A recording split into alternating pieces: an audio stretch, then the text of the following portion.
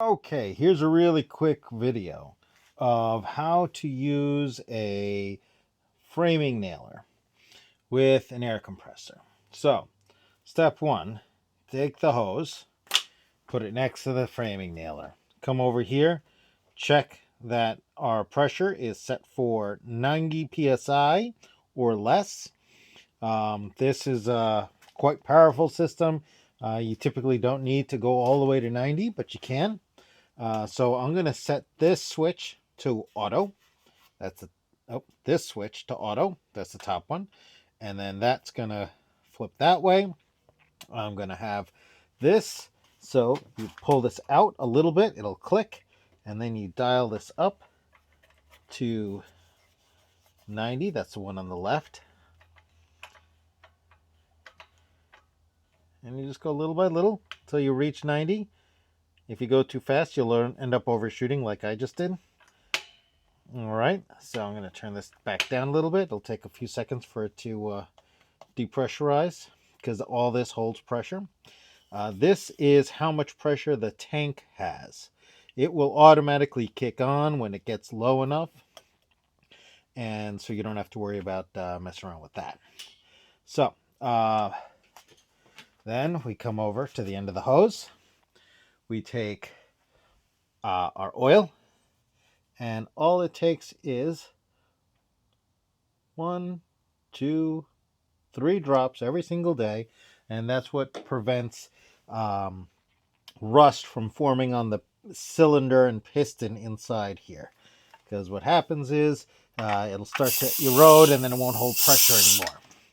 So you pull this color back, and then you just jam it on there. All right, perfect. So now it's jammed on there, and when you want to take it off, you pull this back, and it'll kind of eject itself. And you hear a bunch of air fly right out. All right, so let's put that on. So now there's a few settings here. This right here is a little lock. So when I push this in, the trigger doesn't move back. That's your safety. You can then turn this dial right here. There's 2 settings. Okay, and it only turns counterclockwise.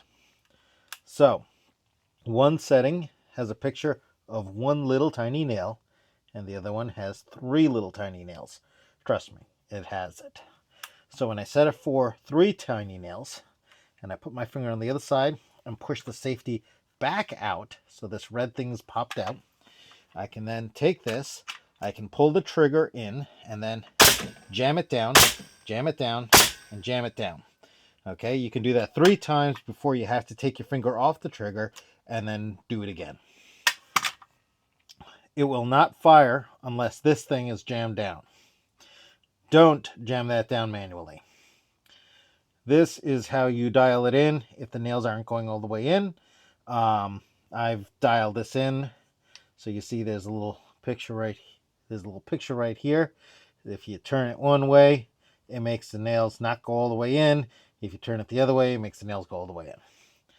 So I'm going to push this in. I'm going to turn this to 1 nail, push this back out, and now if I hold down the trigger, nothing happens. Why? Because it's on a regular 1 shot at a time. So you'll only do 1 shot until you pick it up, take your finger off the trigger, put it back down. You got it in the right spot, check, double check, triple check, good, pull it down. Great, and that's how it works. And the way I have it dialed in, if you use that single shot, it will drive it in just below the head of the nail.